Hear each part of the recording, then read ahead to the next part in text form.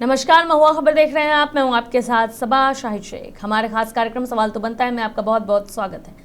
देश की सबसे प्रतिष्ठित मेडिकल प्रवेश परीक्षा यानी कि नीट एक बार फिर सवालों के घेरे में है। बिहार में हुई नीट री एग्जाम के दौरान जिस सॉल्वर गैंग का खुलासा हुआ है उसने सिर्फ परीक्षा व्यवस्था ही नहीं बल्कि पूरे सिस्टम की विश्वसनीयता पर गंभीर सवाल उठा दिए हैं। 24 लोगों की गिरफ्तारी हुई है, जिनमें एमबीबीएस के छात्र हैं, बायोमेट्रिक कंपनी के कर्मचारी हैं और वो चेहरे भी हैं जिनका काम ही था असली अभ्यर्थी की जगह फर्जी परीक्षार्थी को बिठाना। एम्स, पीएमसीएच और गया मेडिकल कॉलेज जैसे प्रतिष्ठित संस्थानों में पढ़ रहे छात्र इस रैकेट का हिस्सा पाए गए। 40 लाख रुपए में डॉक्टर बनाने का ठेका लिया गया और देश के अलग अलग राज्यों से मेडिकल छात्रों को सॉल्वर बनाकर बुलवाया भी गया। अब सवाल यह है कि जब बायोमेट्रिक सिस्टम था, सीसीटीवी थे, सुरक्षा के कड़े इंतजाम भी थे, तो फिर ये गैंग परीक्षा केंद्रों तक पहुंचा कैसे? अगर लखीसराय के 3 केंद्रों से ही 9 फर्जी परीक्षार्थी पकड़े गए तो क्या ये मान लिया जाए कि कई ऐसे सॉल्वर भी होंगे जो परीक्षा देकर आराम से निकल गए होंगे?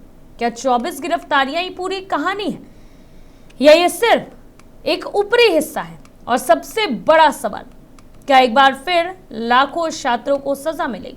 क्या नीट री एग्जाम को दोबारा रद्द किया जाएगा? आखिर हर साल पेपर लीक, सॉल्वर गैंग और फर्जीवाड़े की खबरें क्यों सामने आती है? कब तक मेहनत करने वाले छात्रों का भविष्य ऐसे गिरोह के हवाले रहेगा?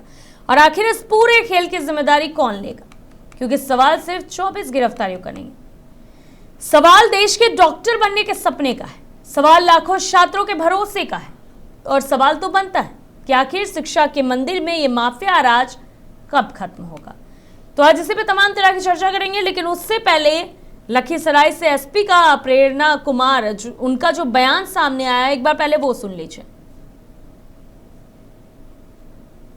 21 जून को यहाँ पर 4 केंद्रों पर नीट की जो री एग्ज़ाम है वो लखीसराय जिला में आयोजित की गई थी। तो उसी क्रम में हम लोगों को सूचना प्राप्त हुई कि कुछ सेंटर्स पे इम्पर्सोनेशन की कार्रवाई की जा रही है, जिसमें फर्जी अभ्यर्थियों को बिठाया जा रहा है। तो उक्त सूचना पर जो भी कंसर्न्ड सेंटर सुपरिटेंडेंट्स थे, जो फ्लाइंग स्क्वाड था, उनके साथ एसडीपीओ और एसडीएम की एक टीम बनाई गई और उन लोग के द्वारा इस सूचना का सत्यापन किया जा रहा था। तो पूरे दिन हम लोग के द्वारा जो है ये सत्यापन करता रहा।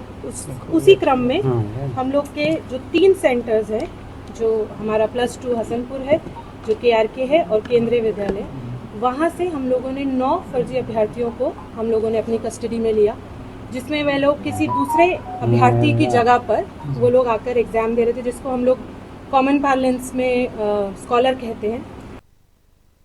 की चर्चाएं शुरू हो रही हैं क्योंकि जिस तरह से ये सॉल्वर गैंगों का खुलासा हुआ है, तमाम सवाल उठ रहे हैं। हालांकि इससे पहले नीट परीक्षा रद्द कर दी गई, री एग्जाम हुए। अब री एग्जाम में जो है तमाम तरह की सुरक्षा व्यवस्था के इंतजाम किए गए थे कि अब जो है ये पेपर माफिया लोग जो हैं, ये पेपर लीक जो बार बार हो जाता है, उनके मंसूबे को कामयाब नहीं होने देंगे। लेकिन अब एक बार फिर से जो है सॉल्वर गैंग का खुलासा हो गया, भांडाफोड़ हो गया। नीट परीक्षा में किस तरह से सॉल्वर गैंग पहुंच गए थे, अब जरा सोचिए। ये तो पकड़ में आए हैं, क्या पता कई और ऐसे एग्जामिनेशन सेंटर हो जहां से अंदाजा नहीं लगाया जा सका हो, पकड़ में नहीं आ सके हो, क्योंकि सुरक्षा के इंतजाम तो यहां भी तगड़े थे। लेकिन फिर भी ये 24 सॉल्वर गैंग जो है, 24 लोग सॉल्वर गैंग के पकड़े गए। हालांकि नहीं, तमाम बातों पर विस्तार से चर्चा करेंगे। चर्चा के लिए हमारे साथ तमाम गेस्ट भी जुड़ेंगे। हमारे साथ जुड़ेंगे सुनील सेवक जी, प्रवक्ता बीजेपी, मधु मंत्री जी, प्रवक्ता आरजेडी, अमन कुमार जी, छात्र नेता, राजकुमार श्रीवास्तव जी, एकेडमिक एक्सपर्ट। ये सभी लोग हमारे साथ जुड़ेंगे, लेकिन सबसे पहले सुनील सेवक जी का रुख कर लेते हैं। सुनील जी, बहुत बहुत स्वागत है आपका। सुनील जी, एक बार पेपर रद्द हो गया, अब फिर से जो एग्जाम हुआ नीट का, अब उसमें भी ये सॉल्वर गैंग पकड़े जा रहे हैं। मतलब किस दिशा में जा रहा है ये बिहार? देखिए, सॉल्वर गैंग कोई इस परीक्षा में ही पकड़े गए हो ऐसी बात नहीं है। बिहार में या बिहार के बाहर भी, अन्य राज्यों में भी ऐसे गैंग काम करते हैं। कमजोर विद्यार्थी जो धनवान पिता के पुत्र होते हैं, वो पैसे के बल पर वैसे छात्र जो मेधावी होते हैं लेकिन आर्थिक रूप से कमजोर होते हैं, उनको प्रलोभन देकर बैठाने का काम बहुत पहले से चलता आ रहा है। अब ये दुर्भाग्य कहिए अपने समाज का, अपने युवाओं के बीच के ये एक आदत का, कि उसमें एकेडमिक लोग भी फंसते हैं। आश्चर्य, अभी आपने जो देखा होगा कि नीट की परीक्षा एक मेडिकल की परीक्षा होती है, और इसमें जो सोलवर गैंग पकड़ाए हैं वो सब पीएमसीएच के डॉक्टर हैं। अब आप कल्पना कीजिए कि मनुष्य का नैतिक पतन कितना जबरदस्त हो रहा है कि एक अच्छी खासी पढ़ाई, अच्छी खासी नौकरी को भी वो लोग पैसे के बल पर, या पैसे के लिए कहिए, बल पर पैसे के लिए खिलवाड़ कर लेते हैं, और उनको इस चीज का थोड़ा भी भय नहीं होता है कि पकड़े जाएंगे तो मेरी जिंदगी क्या होगी। मैं तो अब क्या कहूं, कहने में खुद लगता है कि मनुष्य की नैतिकता में इतनी जबरदस्त गिरावट आएगी, ऐसी परिकल्पना लोग ने नहीं किया होगा। अजीब तरह के हरकत हर क्षेत्रों में, वो क्षेत्र कोई भी हो, अजीब तरह की हरकतें लोगों के द्वारा की जाने लगी हैं।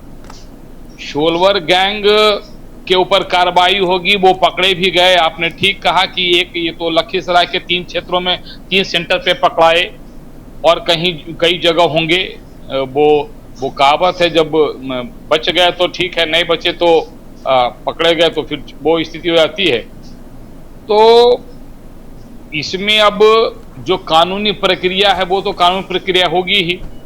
आपने प्रशासनिक पदाधिकारी जो आपसे बात करे थे उनका आपने स्टेटमेंट भी सुनाया ही, लेकिन मेरे कहने का अर्थ ये है कि आखिर मनुष्य का चरित्र इतना कैसे गिर रहा है भाई? कहां इसमें दोष हो रहा है? आखिर पढ़ाई का स्तर इतना ऊंचा चला जा रहा है जी। अब आपको हर घर में मैट्रिक पास बच्चा या बच्ची मिल ही जाएगी। बिल्कुल, क्योंकि सरकार ने इतने व्यापक इंतजाम कर दिए हैं पढ़ाई के कि आपके हर पंचायत में तो छोड़िए, अब गांव तक स्कूल हो गया है। शिक्षा 10th तक मुफ्त हो गई है। 10th के ऊपर की पढ़ाई में सरकार आर्थिक सहायता दे रही है ना?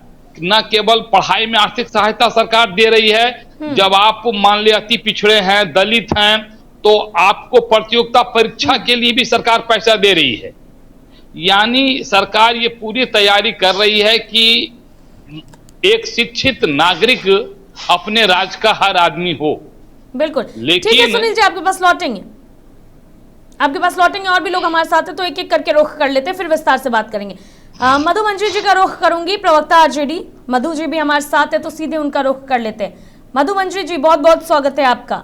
मधु जी, क्या चल रहा है ये बताइए? इतना सब कुछ होने के बावजूद, इतने सुरक्षा इंतजाम होने के बावजूद जो है ये सॉल्वर गैंग जो है ये पहुंच गए एग्जाम तक। हालांकि आपने सुनील जी को भी सुना, सुनील सेवक जी भी कह रहे हैं कि ऐसा कोई सॉल्वर गैंग सिर्फ बिहार में तो पहुंचते नहीं है। फिर सवाल क्यों उठ रहे हैं इतने? मधु जी, माइक म्यूट पे अनम्यूट कर लीजिए।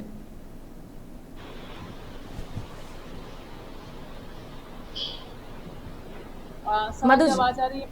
हाँ, आवाज आ रही है? जी जी आ रही।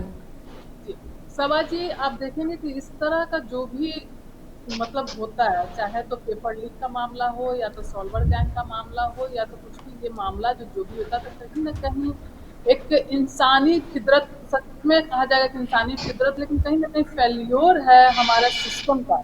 सिस्टम कहीं ना कहीं फेल है ये सब चीज रोकने से। या तो पेपर लीक की बात होती है, या तो सॉल्वर गैंग की बात होती है, किसी तरह का कोई भी परीक्षा में अगर धांधली होता है तो कहीं ना कहीं हमारे सिस्टम पे भी उंगली उठता है कि सिस्टम कहीं ना कहीं फेल हो जाता है। सिस्टम फेल होने का कारण क्या है, इस पे सबसे बड़ी जरूरी बात करने की बात है कि सिस्टम अगर फेल होता है तो कहीं ना कहीं मेधावी छात्र हैं, उनके करियर के साथ भी खिलवाड़ होता है, और जो लोग इस परीक्षा में बैठते हैं, मतलब किस तरह की मानसिकता, वो तो मैं मानती हूँ सच में, लेकिन कहीं ना कहीं सिस्टम का फेलियर है। क्योंकि हर परीक्षा कोई परीक्षा निष्पक्ष हो ही नहीं रहा है। अगर परीक्षा निष्पक्ष नहीं होगा तो जो लोग सच में पढ़ने वाले बच्चे हैं, मेधावी छात्र हैं, जो लोग मतलब देश का भविष्य है, अपने राज्य का भविष्य है, उस भविष्य के साथ खिलवाड़ हो रहा है, क्योंकि सही बच्चे वहां तक चुन के नहीं आएंगे। और मुझे लगता है कि ये सिर्फ एक छोटी मछली को पकड़ने से नहीं होगा, इसके पीछे का बड़े मगरमच्छ को भी पकड़ना पड़ेगा, क्योंकि अक्सर होता है किसी भी चीज में अगर कोई भी इस तरह का होता है, तो पेपर लीक हो या कुछ भी होता है, कोई भी काम होता है,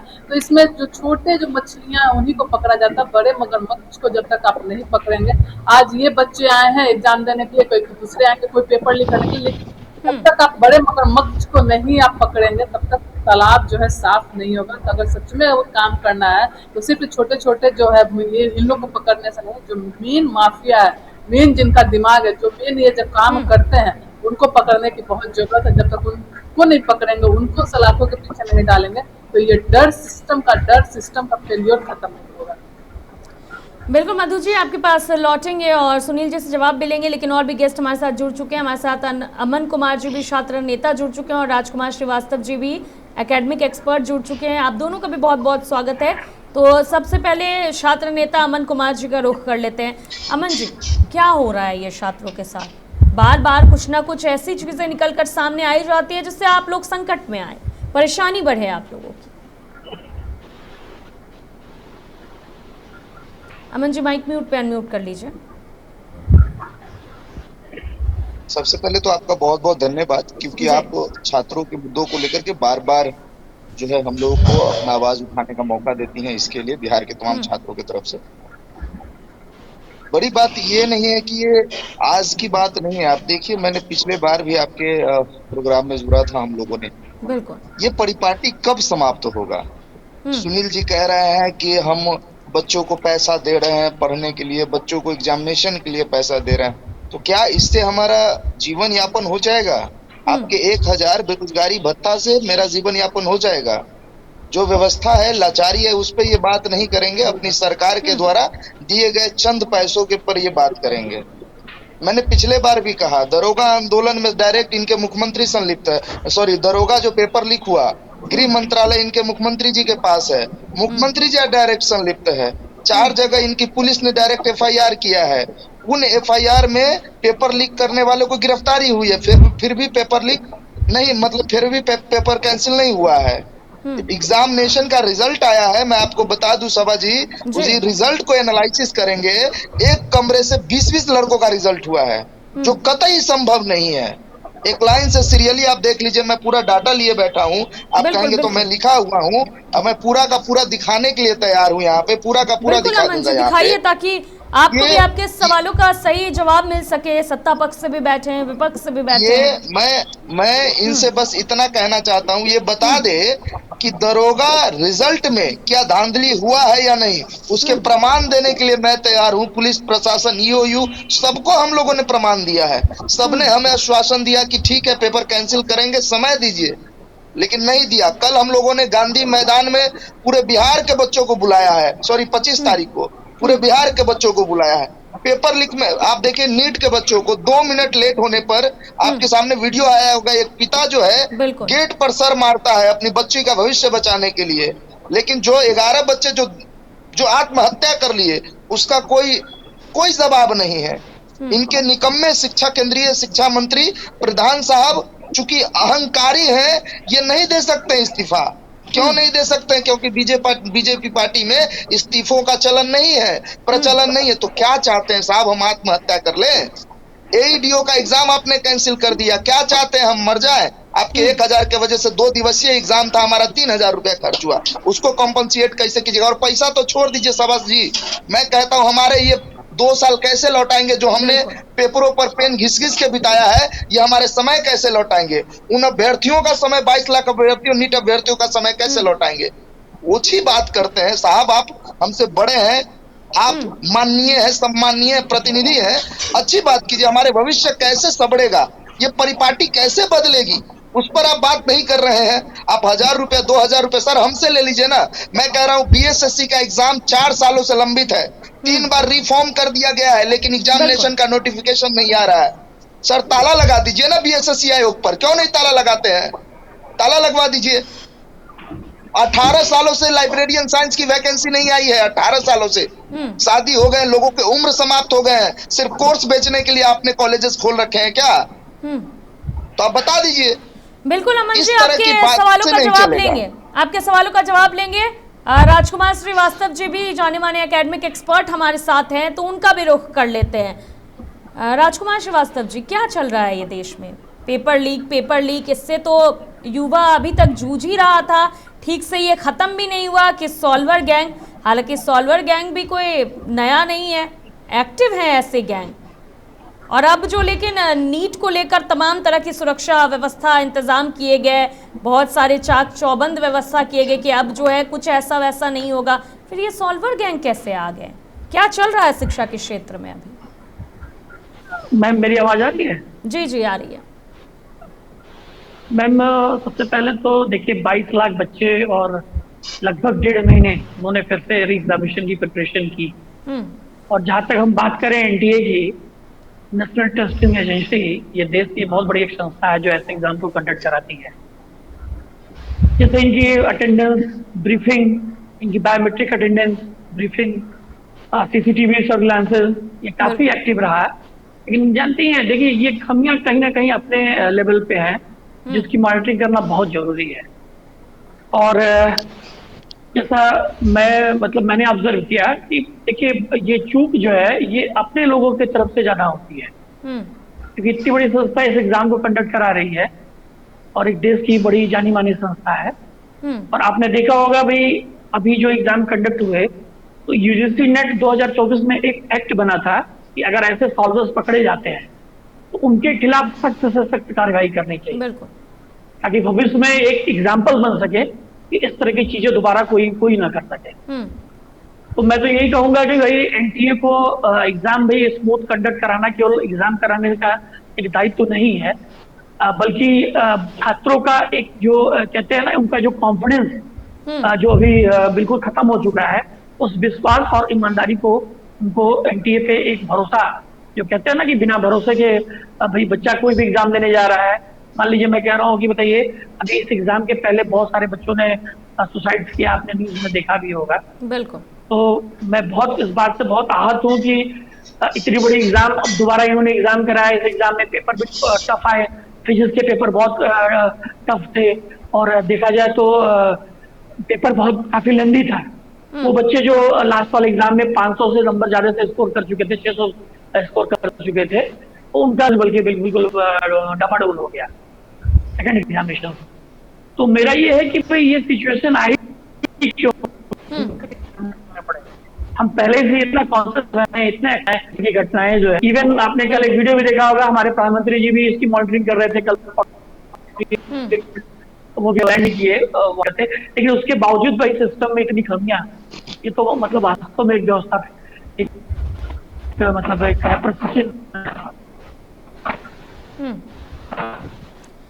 बिल्कुल ठीक है। राजकुमार श्रीवास्तव जी, आपके पास लौटेंगे। सुनील सेवक जी का रुख कर लेते हैं। सुनील सेवक जी, अभी आप अमन कुमार जी को भी सुन रहे थे, साफ तौर पर वो कह रहे थे कि जिस क्षेत्र में वैकेंसियां नहीं है वो निकाल नहीं रहे आप लोग, और लगातार ये कहते रहते हैं कि बहुत विकास कर रहे हैं, छात्रों के लिए काम कर रहे हैं आप लोग। और अब देखिए ये सॉल्वर गैंग वाला भी मामला हो गया, चल क्या रहा है सिस्टम में? देखिए, जीवन में सबसे बड़ी चीज है ना कि आदमी को हमेशा पॉजिटिव होना चाहिए। निगेटिव मानसिकता लेकर अगर आप बैठेंगे ना तो जीवन में कुछ नहीं कर पाएंगे। मैं बार बार कह रहा हूं, मैंने क्या कहा था जी, कि सरकार बच्चों को उच्च शिक्षा प्राप्त करने के लिए सहायता करती है। ये निगेटिव अप्रोच वाले क्या सुन लिए, 1000 रुपया से क्या होगा, हम दे देते हैं। अरे भाई, इतने ही दाता दानी हो तो क्यों इस तरह की बात करते हो? कितना दान करने की तुम्हारी क्षमता है हमको पता है ना, इसलिए ऐसी निगेटिव बात न करो। अब रह गई बात कि तुम्हारे पास अगर कुछ एविडेंस है किसी परीक्षा में गलत होने का, किसी परीक्षा में धांधली होने का, तो आश्चर्य मुझे लगता है इन लोगों को जहां चोट करना चाहे वहां चोट नहीं करेंगे। अगर आप सरकार की गलतियों को सरकार के प्रशासनिक पदाधिकारी के पास आप लेकर जाएंगे तो क्या होगा? वो आपकी बात को सुनेंगे, रखेंगे, और फिर स्वाभाविक है जैसी प्रक्रिया है, क्यों वो अपने तरफ के खिलाफ वो कहीं जाएगी? तो किसी भी व्यक्ति के लिए, इसीलिए लोकतंत्र में न्यायिक प्रक्रिया का एक प्रावधान किया गया है कि अगर कार्यपालिका अपने कुकृतियों को छुपाने के लिए जनता की आवाज नहीं सुने, सरकार उनका संरक्षण करे, तो वो न्यायालय की प्रक्रिया में जाएं। अगर इनके पास सारा एविडेंस है, सब कुछ है ही है, तो न्यायालय के शरण में जा सकते हैं। बिल्कुल सुनील जी, लेकिन आपको दिखाना ज्यादा जरूरी समझ रहे हैं अभी अमन जी। सुनिए, वो देखिए, इसीलिए मैंने कहा ना कि अमन जी केवल बच्चों के बीच राजनीति करने वाले व्यक्ति हैं। ये बच्चों के हित की बात करने वाले व्यक्ति नहीं है। मैं बड़ी कैसा आरोप लगा रहे सुनील जी? आप सुनिए, अरे हम जानते हैं ना भाई, आप नहीं जानते हो कि मैं इनको जानता हूं ना। अब आप सुनिए, अभी भी ऐसे कई लोग हैं न्यायिक प्रक्रिया में ऐसे बच्चों को। कितना आप मुझे जानते हैं साहब? अरे भाई, तुम्हारा हम एक जानते हैं भाई। आपने नाम पहले तो बोलने का शब्द, आपका मैं इज्जत करता हूँ, सम्मान करता हूँ। आप क्या बोले? अमन उमन जी, आप सिर्फ इतना बता दीजिए। मैं देखिए, कहते हैं कि आप अगर सम्मानित है, मैं सम्मान कर रहा हूँ, तो मैं भी अपने आप में, हर व्यक्ति की एक गरिमा होती है। पहले तो आप बोलने का सर शैली रखिए कि कैसे बात किया जाता है। आप एक सम्मानित चैनल पे बैठे हुए, अमन उमन जी का क्या मतलब है? और आप मुझे जानते हैं तो कितना जानते हैं बताइए आज मेरे बारे में, बताइए मेरे बारे में। अमन जी, मैंने क्या बोला? आपने अमन गलत बोला क्या? आपने अमन उमन बोला कि ये अमन उमन को मैं जानता हूँ। क्या आप जानते हैं मुझे? कितना जानते हैं आप मुझे? और मैं कह रहा हूं कि सुन लीजिए जरा, ये देख लीजिए, ये यू को हम लोगों ने लेटर सौंपा था। ये देख लीजिए पेपर में, पेपर कटिंग मैं दिखा रहा हूं आपको, क्या छपा हुआ है। आप जरा इसको देख लीजिए, इसको देख लीजिए आप। ऐसे दूसरा मैं दिखाता हूं, ये देख लीजिए। और पहले सुन लीजिए सर, सुनने का पेशेंस रखिए। छात्रों को आप कहते हैं कि मैं इनकी हकीकत जानता हूँ। पार्टियों की दलाली आप करते होंगे। आप पार्टियों की दलाली आप करते होंगे। क्यों बैठे हैं हम लोग हर रोज सड़कों पर लाठियां खाते हैं। हर रोज सड़कों पर लाठियां खाते नहीं। मैं इनको पहले ही कहा, सम्मानित है। अमन उमन जी का मतलब क्या है कि मैं इनको जानता हूँ। ये राजनीति करते तो बता दे कि मेरा जो है राजनीतिक परिवार कौन सा है। मैं एक सवाल इनसे पूछता हूँ, एक बच्ची का सेंटर पड़ा था दीघा, उस बच्ची का सेंटर 11 बजे तक एडमिट कार्ड दिखाया गया, और जब उस सेंटर पे पहुंची तो वहां के सेंटर एब्जॉर्बर ने उनको जो है गान बापू सभागार का जो है एडमिट कार्ड दिया। जाते जाते मैडम उनको लेट हो गया। किसके वजह से लेट हुआ? उसका परीक्षा छूट गया। मतलब आप एक उसका सेंटर चेंज कर दिया। वैसे एक लड़कियों के साथ नहीं, एक बच्चियों के साथ नहीं, अनगिनत के साथ हुआ। इसका बहुत भूतभोगी उनके परिवार और बच्चे हुए। इसी हाथ से वो आत्महत्या करते हैं। इनका क्या जाता है? ये तो अपने बेटा बेटी को लंदन में पढ़ाएंगे, अमेरिका में पढ़ाएंगे, स्विट्जरलैंड में पढ़ाएंगे। हम गरीब के बाल बच्चे अगर पढ़ेंगे और अपनी आवाज उठाएंगे तो ये कहेंगे हम राजनीति करते हैं। शर्म आनी चाहिए ऐसे मानसिकता के लोगों का। साहब, हमें नहीं राजनीति करता है, हमें हमारा अधिकार दे दो। हम सड़कों पे नहीं आएंगे, राजनीति नहीं करेंगे। लेकिन हाँ, अगर हमें अपना अधिकार समय से नहीं मिला तो साहब हम जरूर जो है अपने अधिकार के लिए आवाज उठाएंगे। ठीक है सुनील जी, बताइए, जब छात्रों के मुद्दे को उठाते हैं ये लोग, लाठी डंडे ये लोग खाते हैं, तो सवाल तो पूछेंगे ना, फिर राजनीति का आरोप क्यों लगा रहे हैं? मैं फिर कह रहा हूँ, देखिए कहेंगे तो फिर बुरा लगेगा। दिन में लाठी डंडे खाते हैं, रात में गलबैया करते हैं, इनसे पूछ लो। इनके प्रमाण किससे किया है बताइए, किससे किया है? कितनी बात बताऊं? किससे क्या? नाम लीजिए ना। अरे कितनी बात बताऊं? सुनील जी, इतने बड़े-बड़े आरोप लगा रहे हैं तो नाम भी ले लीजिए कि सबको पता चल जाएगा। मैं तो कह रहा हूँ, नाम लीजिए सर। ये आप देखिए, ये लोग अभी जो ये कह रहे हैं, और मैं खुले तौर पे कहता हूँ कि जो दरोगा में धांधली करवाया वो माननीय सम्राट चौधरी ने करवाया है, क्योंकि गृह मंत्रालय उनके पास है। अगर है हिम्मत तो चेक करवाए, जांच करवाए, हम तब मानेंगे हमारे मुख्यमंत्री अच्छे हैं और स्वच्छ छवि के हैं। ठीक है अमन जी, लौटेंगे। सुनील जी को बात पूरी करने दीजिए। सुनिए, अगर इनके पास डॉक्यूमेंट्री प्रूफ है कि बिहार के वर्तमान मुख्यमंत्री महोदय ने धांधली करवाया है, तो मैं इनको कहता हूं कि न्यायालय के शरण में ये जाएं। लालू प्रसाद जी मुख्यमंत्री रहते चारा घोटाला किए थे, लोग न्यायालय की शरण में गए और उनको चार्ज शीटेड करवा के कुर्सी पर से हटवा दिया है। अगर इन लोगों के पास इतनी क्षमता, इतना डॉक्यूमेंट्स, तो ये लोग जाए। मैं बार बार कह रहा हूं, आवाज वहां उठाइए जहां उसका कुछ प्रतिफल मिले। ये चैनलों पर बैठ के लोगों के बीच छात्रों को भड़काकर कुछ नहीं मिलने वाला है। सही अपने एनर्जी का सही प्रयोग कीजिए, फलाफल मिलेगा। फलाफल अगर प्राप्त करना चाहते हैं तो एनर्जी को पॉजिटिव वे में ले जाइए। ये निगेटिव वे में केवल बात बनाकर लोगों के बीच भरमाकर, लोगों को बीच अपना कॉलर खड़ा करके अपनी नेतागिरी करने का काम नहीं कीजिए। मैं सभी छात्र नेताओं से कहता हूं, आज के तारीख में 80% छात्र नेता वैसे ही हैं, दिन में कुछ और, रात में कुछ और। बताइए अमन जी, आवाज उठानी है जहां वहां उठाइए, यहाँ मत चिल्लाइए, ऐसा कह रहे हैं सुनील जी। मैं सुनील जी से मैं कहता हूं कि मेरा नाम अमन कुमार है, मेरे फादर एक खेतीहर किसान है और मैं सीतामढ़ी के छोटे से ग्राम जानकी नगर का रहने वाला हूँ। मैं 2 सवाल अनिल जी से पूछूंगा। इसके पहले भी आप एक दो विषय पर आवाज उठा चुके हैं। मैं अनिल जी से 2 सवाल पूछूंगा। मैं उनके बेटे का उम्र का हूँ, वो सच और दिल पर हाथ रख के जवाब दे दे।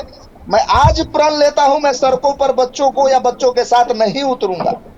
मैं बस इनसे एक सवाल पूछता हूं कि साहब, माननीय सम्राट चौधरी जी उप मुख्यमंत्री रहते हुए उन्होंने ट्वीट किया था, मैं कहूंगा तो अभी ट्वीट का प्रिंट आउट आपको दे दूंगा। उसमें उन्होंने कहा था कि टीआरई 3 में 21,379 पद खाली है जिसको टीआरई 4 में भरा जाएगा।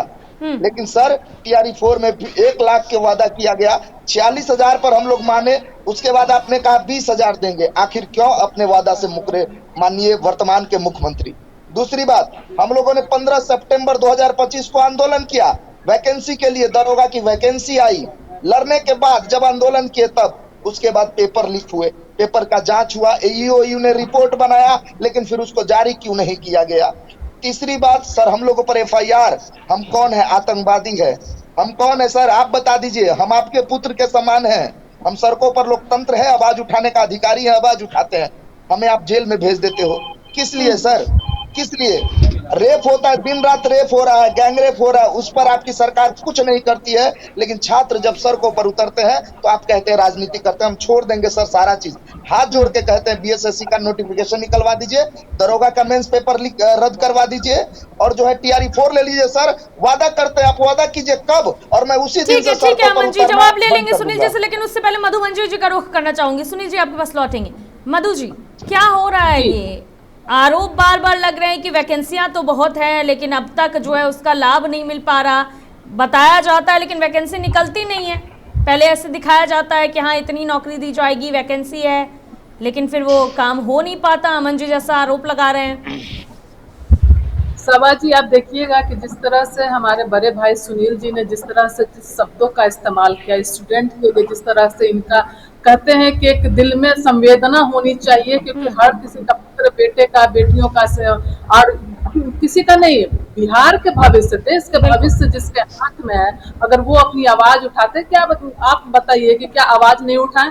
पर स्टूडेंट के साथ इस तरह से जो होता है, हर पेपर लीक हो जाता है, इस तरह से जो होता है, तो क्या आवाज नहीं उठाए?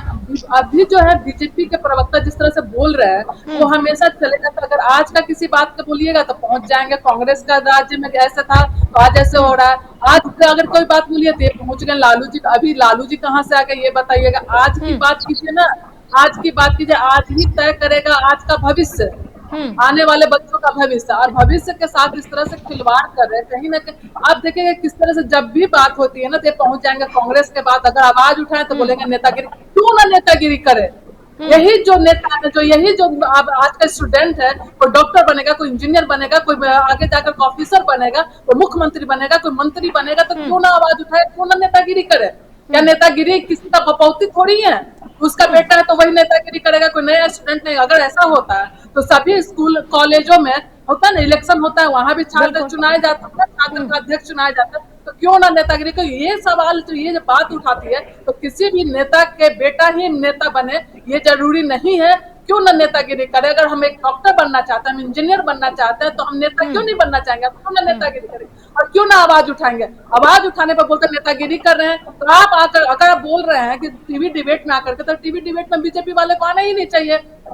अगर आपको नहीं सुनना है, आपकी कमियों को नहीं सुनना, आपकी अपनी नाकामियों को नहीं सुनना, पूरा देश के स्टूडेंट आपके रोड पे आए हुए हैं, यहाँ नहीं दिल्ली से लेकर के पूरे देश के स्टूडेंट आपके रोड पे आए हुए हैं। अगर अपनी बात को उठाते तो आप बोलते हैं नेतागिरी कर रहे हैं। भाई हम नेतागिरी हम चाहते हैं कि करें, हमारा बेटा भी नेता बने, क्यों ना? देश की आवाज उठाने के लिए अगर आप कहीं भी बात बोलते हैं, जो स्वतंत्रता संग्राम के टाइम पे भी युवा लोग ही आया था तो देश आजाद हुआ था। और आज इस तरह की बात करते युवाओं को आगे आना चाहिए। युवाओं जिस तरह से अपने भविष्य को बनाना चाह रहे हैं, तो युवाओं को देश का उसमें अगर कोई चाह रहा है कि ये क्या बोले पुलिस में जाए, आर्मी में जाए, तो उस तरह से नेता में भी आना चाहिए। जब तक युवा नहीं आएंगे, नए लोग उठ करके नहीं आएंगे, किसान का बेटा नहीं नेतागिरी करेगा, तो कहाँ की बात मत बोलिए। आपका किसी का पपोती नहीं लिखा हुआ है, उसी का बेटा बनेगा।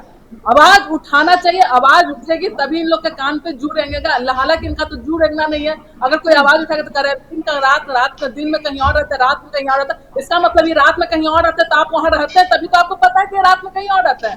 तो इस तरह का जो सवाल आप बोल रहे हैं स्टूडेंट के बारे में, ऐसे नहीं बोलिए।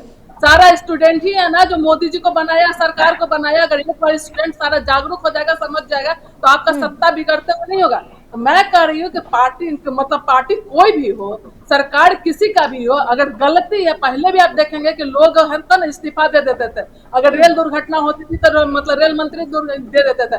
पूरा देश अभी जो है केंद्रीय मंत्री जो है शिक्षा मंत्री का इस्तीफा मांग रहा है, लेकिन यहाँ कुछ नहीं होता है। तो इस तरह की बात नहीं कीजिए, आवाज उठाने दीजिए। यही देश का भविष्य है। हमारा और आपका समय खत्म हो रहा है। देश के भविष्य को बर्बाद मत कीजिए, राज्य के भविष्य को बर्बाद मत कीजिए, अपने बच्चों का भविष्य बर्बाद मत कीजिए। ठीक है मधु जी। सुनील जी बताइए, देश का भविष्य बर्बाद मत होने दीजिए। सुनिए ये प्रवचन अभी मैंने सुना उस पार्टी के प्रवक्ता के। अब सुनिए, अब देखिए आज की बात कीजिएगा, आदमी से आगे भविष्य तय होना है। अब 20 साल से आप सरकार में है। नहीं देखिए मत बताइए। अब पहले ही इनको मिर्ची लग गई। आपका वही ढोल हमेशा बार बार अभी मैंने कुछ बोला नहीं, अभी कुछ बोला नहीं ना। इसी को कहते हैं चोर के दाढ़ी में तिनका। वो तो पता है। इसी को देखिए, अब आप खुद समझ लीजिए, इनको ये आभास हो गया कि हम जो बोले हैं वो अपने पैर पर ही कुल्हाड़ी मारे। किस तरह से लाठियों से मारना चाह रहे हैं। रोड पे जो है ना स्टूडेंट जब आवाज उठाते हैं तो वहाँ लाठियों से मारते हैं, और यहाँ पे आप डिबेट में बैठ करके स्टूडेंट का बेइज्जती करते हैं। जवाब ले लेते हैं। अगर उनका दर्द है तो दर्द को सुनिए आप। जवाब ले लेते हैं। सुनील जी, अगर स्टूडेंट सड़कों पर उतर के, जो कि मैंने भी पूछा था, अगर लाठी डंडे ये लोग खा रहे हैं तो जवाब मांगेंगे ना? नहीं, जरूर जवाब क्यों नहीं, उनका लोकतंत्र अधिकार है, जवाब जरूर मांगेंगे। लेकिन मुझे आश्चर्य ये लगा कि अभी इतनी लंबी लंबी बातें उस पार्टी की प्रवक्ता महोदया ने कहा जो खुद इसका ही नायाब उदाहरण बिहार की धरती पर रहा। अभी बड़ा प्रेम से अरे सुनिए है ना, नीट परीक्षा में जितना जो हुआ ना, पेपर लीक, क्या बोलते दरोगा घोटाला, ये सब भी तो बात कीजिए ना। किसके रीजन में है? बहुत जो है ना दूध के ढूले 20 साल पहले आप चले जा रहे हैं। बताइए ना सृजन घोटाला किसके राज्य में हुआ? भटक रहे हैं सभा जी, हम लोग मुद्दे से भटक रहे हैं। जहाँ तक मुझे लग रहा है कि मुद्दा छात्रों की है। हम लोग छात्रों पर बात करें, हमारे भविष्य की जब चर्चा होती है तो राजनीतिक बीच में आ जाता है। ये ऐसा ना करें। मैं तमाम पैनलिस्ट से कहना चाहता हूँ कि आप हमारे भविष्य पे बात कीजिए ना। हम पर आरोप लगाने से अच्छा है साहब कि आप अपने तंत्र को सुधार लीजिए ना। हम क्यों सवाल पूछेंगे? और आप खुद कह रहे हैं लोकतंत्र में सवाल पूछने की आजादी है, तो जब 20 तारीख को जब हम सवाल पूछने गए थे तो लगभग 150 बच्चों को क्यों डिटेन कर लिया गया? बिल्कुल अमन जी, आपके पास लौटेंगे और जवाब भी लेंगे। लेकिन अगर आप पे राजनीति का आरोप लग रहा है तो शिक्षा क्षेत्र में चल क्या रहा है ये राजकुमार श्रीवास्तव जी ज्यादा बेहतर बता पाएंगे। उसके बाद हम सवाल ले लेंगे। राजकुमार जी, क्या चल रहा है? क्या खामियां है, क्या लूप होल्स है जिसको ठीक करने की जरूरत है? क्योंकि ऐसे तो भविष्य नहीं बन पाएगा। देखिए, सबसे बड़ी कमी ये है कि जो छात्रों का एक विश्वास वो पूरे सिस्टम पे कहीं ना कहीं जो है निगेटिव जा रहा है। सबसे पहले तो मान लीजिए एग्जाम कराना एक अलग बात है, लेकिन ईमानदारी, ट्रांसपेरेंसी और एक स्मूथ कंडक्ट एग्जामिनेशन के लिए पूरे सिस्टम पे उनका एक विश्वास वापस लाना होगा। और जो भी नियम बनाए जाते हैं, जो हमारी सरकार या जो एनटीए बनाती है, इसमें और भी इसको सख्त बनाने होंगे। जैसे मैंने बताया कि यूजीसी नेट 2024 का जो एक्ट है, जो ऐसी चीजों में इन्वॉल्व जो लोग हैं उन पर सख्त सख्त कार्रवाई होनी चाहिए। एक मैसेज जाना चाहिए कि भविष्य में इस तरह की घटनाएं, पुनर्घटनाएं न घटने पाए। और सिस्टम, भाई मैंने बताया कि देखिए एनटीए जितने भी एग्जाम्स कराती है वो उनका जो है बायोमेट्रिक उनके अटेंडेंस होती है, बिना आधार कार्ड के आप एंट्री नहीं ले सकते हैं, ठीक है। उसके बाद फिर आपकी सीसीटीवी मॉनिटरिंग होती है, पूरा सिस्टम जो एनटीए हायर की होती है, सारे स्कूल को अपने उसमें उसके एक्सपर्ट लगे होते हैं। इसके बावजूद भी अगर इस तरह की घटनाएं घट रही तो कहीं ना कहीं इसका फेल्योर जरूर है। और ये फेल्योर जानती है बहुत बेसिक लेवल पे है। जैसे आपने बताया जहाँ पे स्कूल में सॉल्वर पढ़े गए उस स्कूल के लेवल में थोड़ी सी वो कमियां हैं। और फिर इंटायर हिंदुस्तान में एक साथ एग्जाम कंडक्ट कराना और छोटे छोटे लोग होल को पॉइंट आउट करना, ये जानती है नीचे के लेवल पे ये कमियां है, वो हमको आपको ही ठीक करना होगा। इतने बड़े बड़े तरह से एग्जाम को 22 लाख जहां से बच्चे अपीयर हो रहे हो, मैंने बोला ना कि जहां बताइए पिछले बार एग्जाम में बताइए बच्चों का मनोबल कितना टूटा, बहुत सारे बच्चे सुसाइड कर लिए। जिनके एग्जाम में 600 नंबर जिन्होंने एक्सपर्ट किया था, जो आंसर्स आए थे, जिनके 600 नंबर उन्होंने मतलब स्कोरिंग उनकी बनी थी, वो इस बार भी बहुत कम नंबर से मतलब उनका नंबर अच्छे नहीं बने। ये दोबारा एग्जाम देखिए अपने आप में, जैसे आपने सुना होगा, जैसे मान लीजिए कोई एग्जाम होता है, बच्चा अगर फेल हो जाता है, कंपार्टमेंट का एग्जाम या री एग्जाम करते हैं, ऑब्वियस सी बात है उसके पेपर तब बना ही जाते हैं। वो एक्सपेक्टेशन जो पहले होता है ना कि फर्स्ट इंप्रेशन लास्ट इंप्रेशन, वो चीजें फिर नहीं हो पाती हैं। टाइम का अलग नुकसान होता है, मानसिक तनाव अलग रहता है, बच्चे डिप्रेशन में रहते हैं, बहुत सारे फैक्टर्स हैं। इसके लिए देखिए यही है कि हमको अपने जो भी हमारे ऑब्जर्वेशन जो भी हैं उनको थोड़ा सा और भी टाइट सिक्योरिटी करनी पड़ेगी, सेफ्टी सिक्योरिटी के पॉइंट ऑफ व्यू से। जैसे नीचे लेवल पे भी जो मजिस्ट्रेट हैं या जो भी चीजें हैं उनको बहुत स्ट्रिक्ट होना होगा, बहुत ज्यादा स्ट्रिक्ट होना होगा, तभी इस तरह की घटनाओं को हम लोग रोक पाएंगे। और मैंने जैसे बोला ना कि हमारे यहाँ न्याय व्यवस्था जो एक्ट बनाए गए हैं उसके अकॉर्डिंग उस पर्टिकुलर पर्सन पे वो एक्शन होना चाहिए, ताकि उसका एग्जाम्पल बने और भविष्य में इस तरह घटनाएं दोबारा ना घटे। क्योंकि अगर हम उसको फिर छोड़ देंगे, सॉल्वर्स हैं ऐसे पैसा लेके करिए थे, वैसे भी डॉक्टर्स हैं, तो हमारा एक मतलब होगा ना, एक सॉफ्ट कार्नर जाएगा ना, तो फिर हम इस तरह के एग्जाम को फिर हम सख्ती नहीं ला पाएंगे। मेरा यही है कि भाई अगर जांच में वो दोषी पाए जाते हैं तो उनके अगेंस्ट एक एक्शन लेना ही होगा, एक स्ट्रिक्ट एक्शन लेना होगा। वो स्मूथ कार्नर में नहीं जाना है कि नहीं बच्चे हैं लौटेंगे आपके पास। सामन जी, अब आप अपनी बात पूरी कीजिए, कुछ कहना चाह रहे थे आप। देखिए मैं राजकुमार सर ने बिल्कुल बेहतर कहा कि सबसे पहले तो मैं चाहता हूँ, हम चाहते हैं, मैं चाहता हूँ या हम चाहते हैं, पूरे बिहार के साथ पूरे भारत का युवा चाहता है कि एजेंसियां जो भी रहे, सरकार हमसे वार्तालाप करे, जो भी हमारे भविष्य पे वो फैसला ले। मान लीजिए पेपर लीक हो गया और हमारे नजर में है कि पेपर लीक हुआ है, चाहे पेपर के माध्यम से हो, चाहे सोशल मीडिया के माध्यम से हो, आज तो तुरंत भर में पता चल जाता है। और बच्चे इतने समझदार हैं कि वो जानते हैं कि जब पेपर लीक हो किन्हें टैग करना है, किन्हें जो है मेल करना है, वो सब बच्चे जानते हैं। तो हम लोग सिर्फ इतना चाहते हैं जब हम उन्हें मेल करें तो सरकार एक पैनल बना करके हमसे बात करे, हमसे पत्राचार करे, हमसे टेबल टॉक करे। हम इसलिए नहीं कि हम उस एग्जाम को रद्द करवाना चाहते हैं, हम इसलिए चाहते हैं कि कल के लिए करे, बेहतरीन के लिए करे। लेकिन सरकार उसके एवज में करती क्या है, जब हम सड़कों पर उतरते हैं तो लाठियां मारती है, एफआईआर करती है, जेल भेजती है। तो हमारी सरकार से अनुरोध है कि आप चाहते हैं कि, मैं बार बार कहता हूं कि नीति आयोग की रिपोर्ट में 54% युवा बिहार का है, यानी कि बिहार सबसे युवा प्रदेश है पूरे भारत में, और आप युवाओं की ही अनदेखी कर रहे हैं, छात्रों की अनदेखी कर रहे हैं। तो आपसे हाथ जोड़ के विनती है साहब, हम कोई राजनेता के पुत्र नहीं है। बार बार कहते हैं कि हम अगर माननीय स्वप्नी चौधरी जी के पुत्र होते, या माननीय नीतीश कुमार जी के पुत्र होते, माननीय जीतन राम मांझी के पुत्र होते, या हम दीपक प्रकाश होते, तो क्या हमारे भविष्य के साथ ऐसा खिलवाड़ किया जाता? बिल्कुल नहीं किया जाता। लेकिन हमारा कोई राजनीतिक धरोहर नहीं है, हमारा कोई राजनीतिक परिप्रेक्ष्य नहीं है, हमें गरीब मजदूर के बच्चे, तो हमारे साथ आप अपने बच्चों के जैसा व्यवहार करें। हमारा कलम ही हमारा ताकत है, हमें इससे ना छीना जाए और हम पर उचित एक फैसला लिया जाए, ताकि हमें आंदोलन करने की आवश्यकता ना पड़े। और मैं तो कह रहा हूँ, प्रवक्ता जी बैठे हुए, तमाम विपक्ष के प्रवक्ता बैठे हुए हैं, पक्ष के बैठे हुए हैं, मैं इन लोगों से कहना चाहता हूँ, हमारे भविष्य पे राजनीति कम और हमारे भविष्य कैसे उज्जवल हो, कैसे हमें समुचित जॉब मिले, नौकरी मिले, नौकरी का क्रिएशन हो, इस पर बात किया जाए तो ज्यादा बेहतर होगा। बिल्कुल ठीक है अमन जी। सुनील जी, एक बात बताइए, आखिर भरोसा तो टूटा है ना, पेपर लीक हुए, कमियां तो है ही, तो सवाल तो उठेंगे, और भरोसा टूटने में सेकंड लगता है, बनाने में बहुत वक्त लग जाता है, तो भरोसा बनाना पड़ेगा ना हम दोबारा से। सवाल तो उठेंगे, क्योंकि निचले स्तर पे आप देखिए तमाम तरह के आदेश जारी कर दिए जाते हैं, मुख्यमंत्री भी चलिए संज्ञान लेते हैं, लेकिन जो नीचे लेवल पे चीजें हैं वो कहाँ ठीक हो पा रही है, उस पे जमीनी स्तर से संज्ञान लेने की जरूरत है। फिर तो देखिए, दुख इसी बात का है कि आज जो लोग गलतियों पर आवाज उठाते हैं, कल उसी में से लोग उसी ओहदे पर जाते हैं जहां ये गलत करते हैं। अब आप एक चीज समझिए, देखिए मनुष्य की मानसिकता समझिए। आज हम परीक्षा दे रहे हैं, गलतियां हो रही हैं, हम आवाज उठा रहे हैं, अच्छी बात है। इसी में से लोग पदाधिकारी बनेंगे, कहीं बाहर से तो नहीं बनेंगे।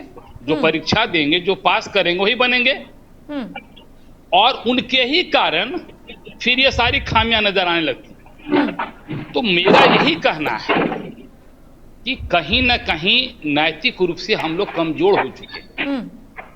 अपने स्वार्थ में जैसे ही हमें जगह मिलती है, हम अपने स्वार्थ में इतने अंधे हो जाते हैं कि कल जो मेरे ऊपर दुखों का पहाड़ टूटा, उसको हम दरकिनार कर देते हैं और फिर दूसरों को दुखों के पहाड़ झेलने के लिए मजबूर कर देते हैं।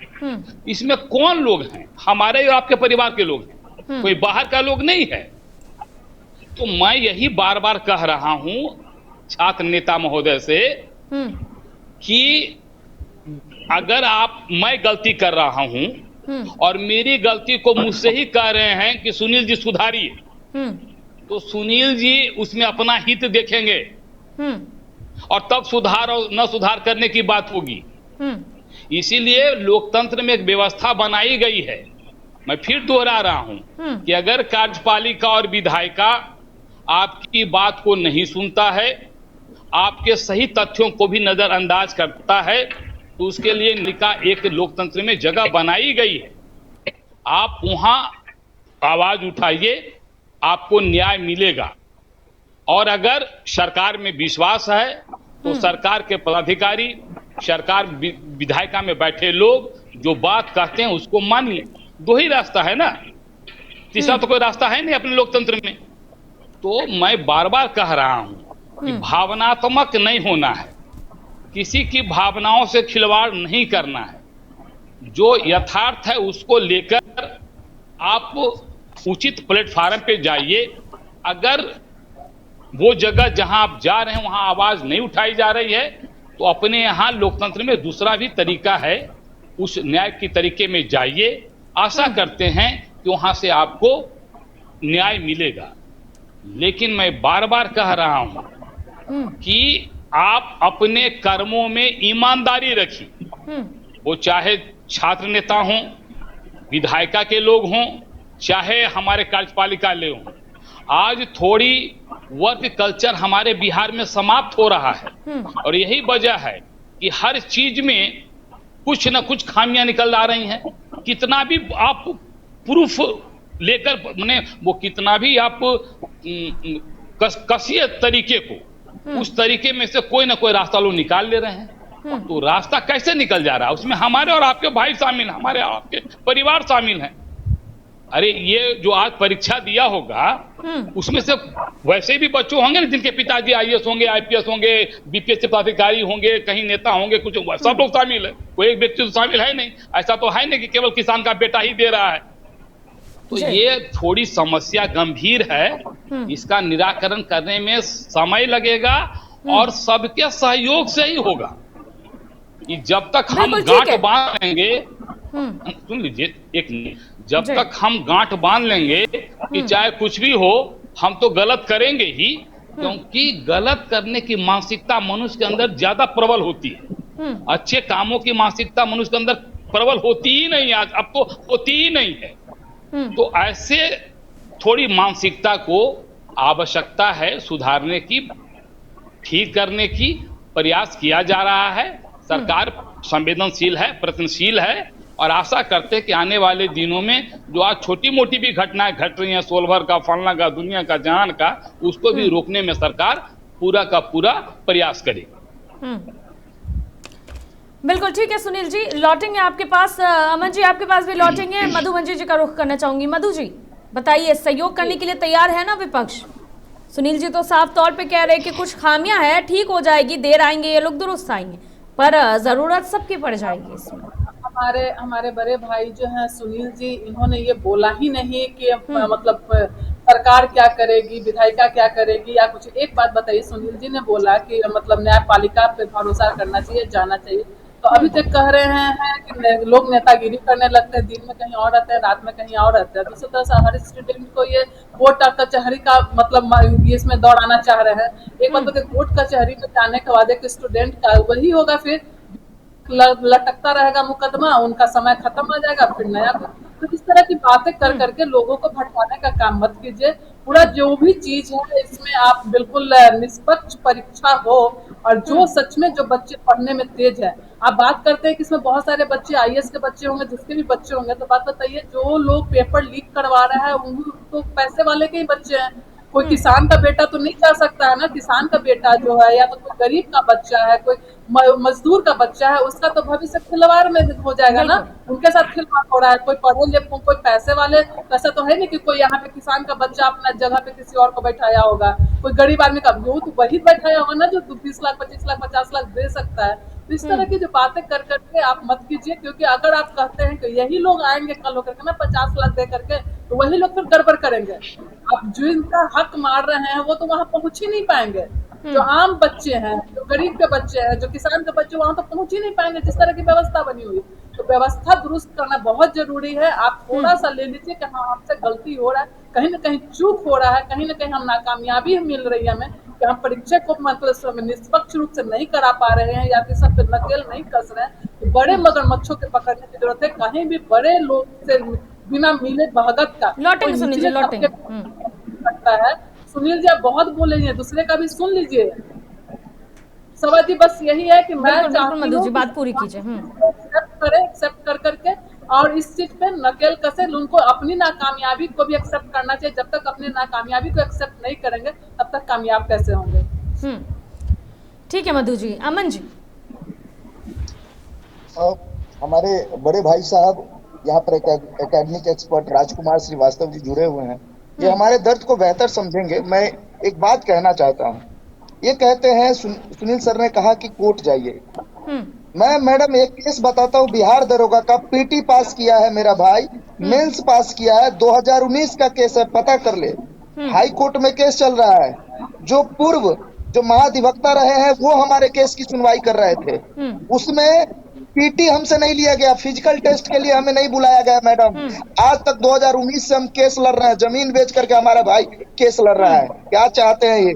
सप्लीमेंट्री रिजल्ट के बच्चे 6 महीना से केस लड़ रहे हैं। नीट अभ्यर्थी छात्रा जिनके साथ गलत हुआ, दुष्कर्म हुआ, उनके केस का क्या हुआ? चार्जशीट नहीं दाखिल होने के कारण जो है वो जो आरोपी था वो बरी हो गया। क्या कहना चाहते हैं ये? किस बरगलावे में हमें रखना चाहते हैं? आपके माननीय मुख्यमंत्री चौथी पास हो सकते हैं, लेकिन हम ग्रेजुएट छात्र हैं, हमें अपना हक और अधिकार के लिए लड़ना आता है। न्यायालय पर भरोसा है, लेकिन इसका मैडम इसलिए कर रहा हूं मैडम, दुखी मन से कर रहा हूं मैडम, यूं ही नहीं कर रहा हूं मैडम। 8 मई को जब सर फाड़ दिया गया, जब 4 टाके पड़े, पनासिया अस्पताल में मैं भर्ती हुआ, क्योंकि मुझे पीएमसीएच में इलाज नहीं मिला। एक भी मंत्री विधायक ने नहीं कहा कि बच्चों के साथ जो सर फाड़ा गया, लहूलुहान, आप 8 मई को देख लीजिए, मेरा व्हाइट कलर का शर्ट पूरा लहूलुहान हो गया। क्या मैं राजनीति करने गया था? नहीं, मैं सिर्फ अपनी मांगों के लिए गया था। मैं दुख से कह रहा हूं मैडम, हमने शिक्षा मंत्री साहब को अपनी जो है गार्जियन के रूप में चुना है, मुख्यमंत्री साहब को गार्जियन के रूप में चुना है। लोकतंत्र में जनप्रतिनिधि को हम इसलिए चुनते हैं जब जरूरत पड़े तो हम अपनी बात सुना सके। लेकिन हम लोग जब बीजेपी ऑफिस गए तो पूछ लीजिएगा, पता कर लीजिएगा मैडम, लात मार के पुलिस को बुलवाकर कोतवाली थाने के संजीव जी उस दिन SHO थे उस समय, हम लोग को भगाया गया वहां से। हम लोग कौन है मैडम? मानसिक रूप से प्रताड़ित हो रहे हैं हम लोग बिहार में लात जूता खा रहे हैं, माँ बहन की गाली खा रहे हैं, और ऊपर से लाठी और FIR भी खा रहे हैं। हम आज भी कह रहे हैं माननीय गृह मंत्री एवं सह मुख्यमंत्री साहब से, साहब हम आपके बच्चे हैं, हमारे साथ अन्याय मत होने दीजिए, न्याय कीजिए, हमें हाथ जोड़ के विनती है। बिल्कुल और नहीं बिल्कुल करेंगे अमन तो एक जी, मैं लोकतंत्र है, हम आपके लड़ेंगे अंतिम दर्द को सांस तक। बखूबी समझ सकती हूँ अमन जी, जवाब लेंगे। राजकुमार श्रीवास्तव जी का रुख करना चाहूंगी।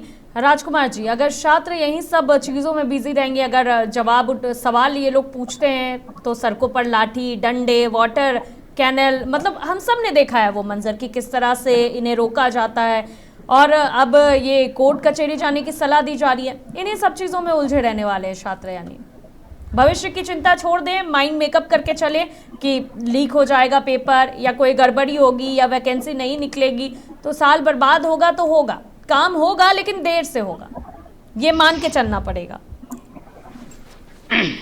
देखिए, नीट के एग्जामिनेशन सेकंड पे जो हम लोग पर चर्चा कर रहे थे, इस बार ये रहा कि देखिए, पेपर लीक होना एक अलग बात है और साल भर गैंग का पकड़ा जाना एक अलग बात है।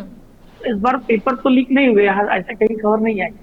ये है कि सॉल्वर, मैंने जैसा पहले भी कहा कि देखिए ये बहुत बेसिक लेवल पे ये चीजें होती है। मैंने बताया ना कि ये एग्जामिनेशन बिल्कुल बिल्कुल राजकुमार श्रीवास्तव जी, लेकिन मैं आपसे ये जानना चाह रही हूँ, ओवरऑल जानना चाह रही हूँ, क्योंकि सिर्फ नीट का मामला तो नहीं है। नहीं, आज हम तो नीट के मामले पे बैठे हुए हैं ना। बिल्कुल, लेकिन मैं आपसे ये जानना चाह रही हूँ कि आप ओवरऑल बताइए, क्योंकि शिक्षा के क्षेत्र में आपसे बेहतर कोई नहीं बता पाएगा। देखिए मैम, ये मेरा भी एक्सेप्टेंस है कि कहीं ना कहीं शिक्षा का स्तर थोड़ा सा गिरा है विगत कुछ वर्षों में। जो पहले की जो चीजें, जैसे एग्जामिनेशन होते थे बहुत स्मूथ होते थे, बहुत मतलब उस पर टेस्टिंग एजेंसियां, इतने सारे सेक्टर सिक्योरिटीज, जैमर्स, बहुत सारी चीजें, मतलब बहुत एक मतलब पुख्ता इंतजाम हुआ करते थे। लेकिन धीरे धीरे ये चीजें थोड़ी सी, मतलब जैसे बताया ना, जैसे टेक्नोलॉजी का यूज आने लगा, बहुत सारे बच्चे, अब देखिए एग्जामिनेशन में क्या होता है, बहुत सारे देखिए एआई आ गई है, सारे क्वेश्चंस डाल दीजिए, उनके आंसर किसी सॉल्वर की जरूरत ही नहीं पड़ेगी। और वैसे भी जैसा कि आप जानती हैं कि भारत के 2 बड़े एग्जामिनेशन, जब हम इंजीनियरिंग की बात करें, जेईई की बात करें या मेडिकल के लिए नीट की बात करें, तो इनकी अपनी अपनी एक ग्रेविटी है, इनका अपना एक स्थान है भारत में। तो इस तरह के एग्जाम में इतनी लेकुना, इतनी कमियां होना, ये वास्तव में हमारे लिए बहुत दुर्भाग्य की बात है। और इसके लिए हमको बहुत बताया ना, मैंने एक बात मैंने आपसे कही कि देखिए, एग्जामिनेशन कंडक्ट करा लेना, समय से शुरू करके समय से खत्म करा लेना, ये बड़ी बात नहीं है। बड़ी बात ये है कि एग्जामिनेशन को ईमानदारी और ट्रांसपेरेंसी के साथ करा करके पूरे सिस्टम पे छात्रों का एक बार फिर भरोसा बनाना, ये बहुत बहुत बड़ी बात है, एक बहुत बड़ा टास्क है ये। बिल्कुल बिल्कुल बिल्कुल राजकुमार श्रीवास्तव जी, ठीक है। सुनील सेवक जी, मधुमंजी जी, अमन कुमार जी, राजकुमार श्रीवास्तव जी, बहुत बहुत शुक्रिया आप सभी का चर्चा में शामिल होने के लिए। दरअसल जिस तरह से ये सॉल्वर गैंग पकड़े गए हैं, तमाम तरह के सवाल उठ रहे हैं, बार बार बच्चों के साथ ये खिलवाड़ क्यों होता है। कुछ ना कुछ ऐसे मामले निकलकर सामने आ जाते हैं, चाहे वो पेपर लीक का हो, गड़बड़ी का हो, सॉल्वर गैंग का हो। हालांकि इन सब में अगर खिलवाड़ किसी के साथ होता है तो वो है छात्रों के भविष्य के साथ। तो अब आगे क्या होता है ये देखने वाली बात होगी। फिलहाल के लिए इतना ही, देखते रहिए महुआ खबर। नमस्कार।